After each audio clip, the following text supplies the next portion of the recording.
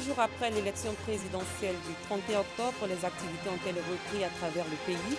Comment les populations ont-elles abordé cette journée du lundi? Nous aurons des réponses dans cette édition. La Toussaint, la fête de tous les saints, a été célébrée le 1er novembre 2020. Ici en Côte d'Ivoire, les paroisses se sont souvenues des défunts. Dans ce journal, nous verrons l'ambiance qui a régné lors de cette commémoration. Bonsoir, merci de suivre le 19h sur RTI 2. Le scrutin présidentiel s'est tenu le 31 octobre 2020 ici en Côte d'Ivoire, une journée consacrée au vote. 2 jours après ce processus, ce lundi 2 novembre, qu'en est-il de la reprise des activités dans le district d'Abidjan? Nos reporters Noussangare, Joël Tralou et Paga Sorokone de Madongui se sont rendus sur le terrain. Suivons leur constat. Commune commerciale à Djamé ce lundi 2 novembre s'est vidée de son monde habituel. Idriss, conducteur des minicars sur la ligne Adjamé-Riviera, peine à charger son véhicule.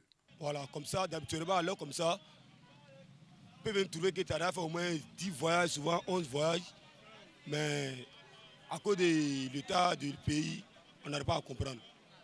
Bon, d'habituellement, alors comme ça, moi, je vais chez mon 10e voyage, souvent 11e voyage, mais au-delà, c'est maintenant que je vais chez 3e voyage. Certains usagers ont bravé la peur pour vaquer à leurs occupations les plus urgentes. Quand je sortais, j'ai eu un sentiment de peur parce que ce n'était pas les mêmes jours. Vous savez, c'est lundi ici, là, il y a l'embouteillage, mais regardez, c'est calme. J'avais quelques contraintes administratives et donc je suis allé faire mes courses normalement. J'ai trouvé des gens en place. Il n'y avait pas grand monde, c'est vrai, parce que les gens ont peur. Et sinon, j'ai été reçu correctement. Et puis moi, je rentre chez moi. À la gare Rénal, toujours dans la commune d'Adjamé, cette gare abrite les compagnies de transport qui font la desserte des villes de l'intérieur du pays. La plupart des compagnies ont fermé leurs locaux, en témoignent ces images. Selon Adama Touré, président de la coordination nationale des gares routières de Côte d'Ivoire, cette fermeture fait suite à la situation qui prévaut dans le pays et est un manque à gagner pour les acteurs du secteur du transport. Nous sommes là, nos véhicules sont là, nos conducteurs sont là, ils sont prêts à travailler. Mais s'il n'y a pas de passagers, nous ne pouvons pas aller. Donc c'est vrai qu'avec ce qui est arrivé à nos cars et nos camions dans certaines communes, hors d'Abidjan, ça a forcément une répercussion sur la mobilité à Abidjan. Timide reprise ce lundi. Les commerces ouvriront très prochainement selon certains usagers pour satisfaire la clientèle. Les activités ont également redémarré à San Pedro après la journée électorale du 31 octobre 2020. Quelle est l'ambiance qui a régné dans cette ville ce lundi? Des réponses avec notre correspondant dans le Bas-Sassandra, Sam Konon. Lundi 2 novembre 2020, les Pétrussiens ont repris le chemin du travail après le scrutin présidentiel du samedi dernier. Les activités au port se déroulent normalement. Les camions transportant le cacao font leur balai incessant, comme d'habitude. Les travailleurs sont présents. Nous sommes pas, on est venu au travail, on est en sécurité, il n'y a pas de problème. Voilà, c'est juste notre travail. Dans l'administration, les agents sont à leur poste. Du côté de la gare routière, le trafic connaît son train-train habituel.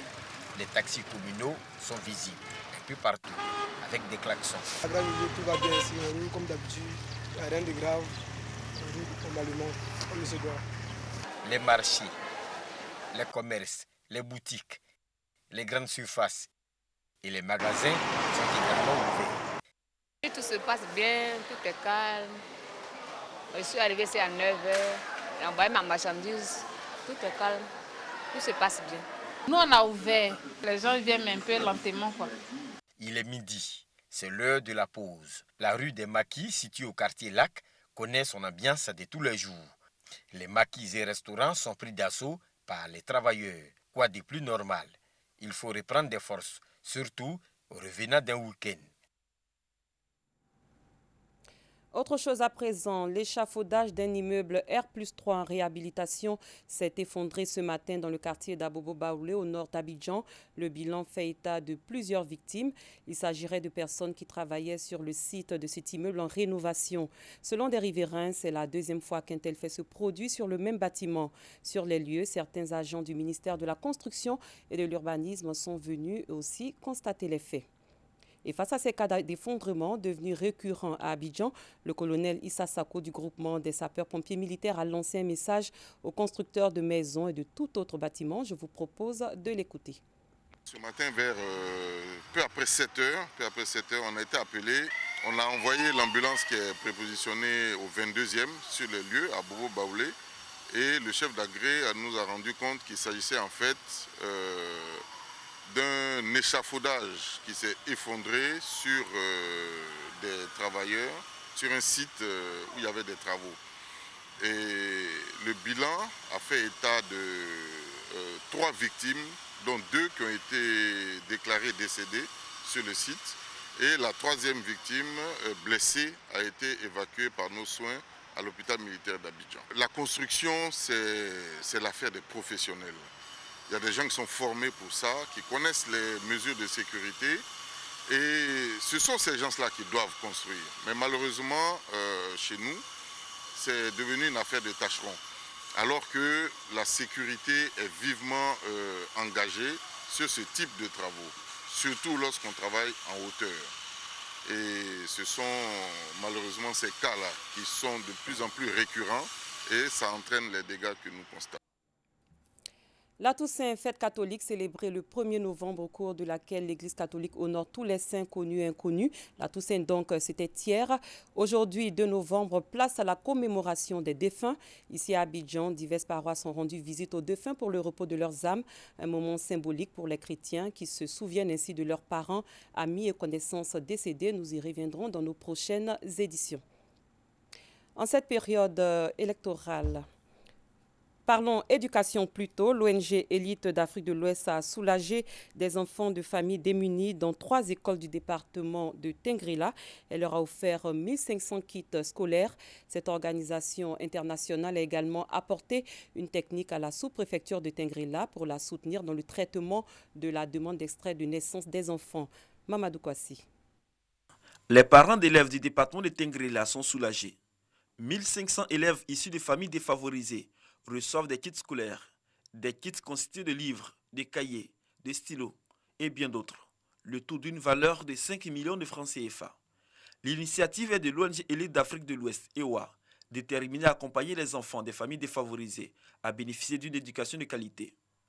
En remettant les kits scolaires, le président de l'ONG a invité les élèves à l'excellence afin de participer dans le futur à la construction de la nouvelle Côte d'Ivoire. Moment choisi pour exhorter les parents d'élèves à scolariser tous les enfants, même les filles, car elles aussi peuvent participer, selon le président, au bien-être de la famille ainsi qu'au développement de la Côte d'Ivoire. L'école primaire Yacouba Konaté de Tengrela et ceux des villages de Bolona et de Dougba sont les bénéficiaires de ces dons. Dans toutes ces localités visitées, l'ONG Élite d'Afrique de l'Ouest a sensibilisé les parents à la déclaration de naissance des enfants pour leur faciliter l'acquisition de documents administratifs. Et pour accompagner la sous-préfecture de Tengrila dans l'édition de ces actes de naissance, l'ONG EWA offre du matériel informatique, du matériel pour accélérer les procédures administratives et la qualité du travail. Les bénéficiaires de ces dons se réjouissent de l'appui de l'ONG EWA pour le bien-être des populations du département de Tengrila. Un bon usage a été promis par les bénéficiaires pour faire de l'excellence une réalité dans la région de la Bagoué. Avant ces différents dons, l'ONG EWA a formé les jeunes sur l'élaboration de projets générateurs de revenus. Rendons-nous à Bouaké, précisément au quartier Nembo, où s'est déroulée une opération d'assainissement. C'est une initiative de l'ONG Ngboado en collaboration avec le Club des Amis de l'Environnement. Thème de l'activité, voisins solidaires dans un environnement sain et agréable. Djeneba Ouattara. L'ONG Ngboado fait de la salubrité son cheval de bataille. Cette organisation non gouvernementale qui œuvre dans le domaine des droits humains en collaboration avec le COP des Amis de l'Environnement, mène depuis le mois d'août dans les quartiers de Bouaké des actions citoyennes dénommées « Voisins solidaires dans un environnement sain et agréable ». 3e étape de cette activité, le quartier Nembo. De la zone du district de police, de l'ancienne BCAO en passant par l'esplanade des 100 logements et de l'immeuble ex-EECI, tout a été assaini. Il est question de prôner la cohésion sociale à travers cette action. Ici, on a décidé d'élargir le concept de voisinage au fait qu'on n'est pas seulement voisins parce que nous habitons le même secteur, mais nous pouvons venir de part et d'autre. Tous ces jeunes qui sont en train de travailler viennent de divers horizons, de divers quartiers. Et ici, on ne voit ni de coloration politique, ni de coloration religieuse. Nous sommes tous unis pour une seule et même cause, l'environnement et la paix.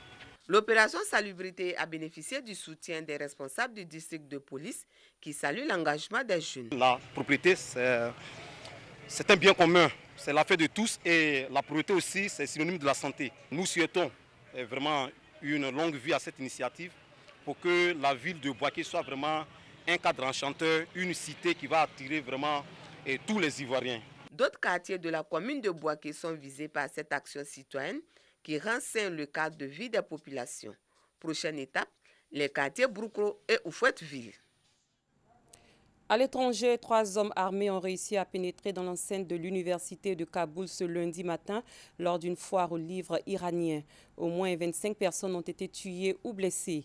La semaine dernière, au moins 24 personnes, des étudiants pour la plupart, ont péri dans un attentat suicide contre un centre éducatif dans l'ouest de Kaboul, revendiqué par le groupe État islamique. En 2018, l'université de Kaboul avait déjà subi un attentat suicide revendiqué par l'aile. Il avait tué des dizaines de personnes, surtout des adolescents. 2 ans plus tôt, l'attaque de l'université américaine de Kaboul avait fait 16 morts. Loin de l'Afghanistan, nous ne sommes plus qu'à un jour de la présidentielle américaine. Les 2 candidats en lice peaufinent leur campagne. Le président américain Donald Trump tente de rattraper son retard face à son rival Joe Biden en multipliant les meetings dans les États pivots. Son mot d'ordre, sortez et votez. Le candidat démocrate à la présidentielle américaine, Joe Biden, lui, fait campagne aux côtés de l'ancien président Barack Obama à Flint, petite ville du Michigan, frappée depuis des années par une crise d'eau contaminée au plomb dans la dernière ligne droite avant l'élection mardi. Le scrutin présidentiel s'est tenu le 31 octobre 2020 en Côte d'Ivoire, une journée consacrée au vote 2 jours après ce processus, c'est-à-dire ce lundi 2 novembre. Qu'en est-il de la reprise des activités dans le district d'Abidjan? Une reprise certes timide mais effective. Fin de cette édition. Merci de l'avoir suivi. Très bonne soirée. Je vous retrouve demain.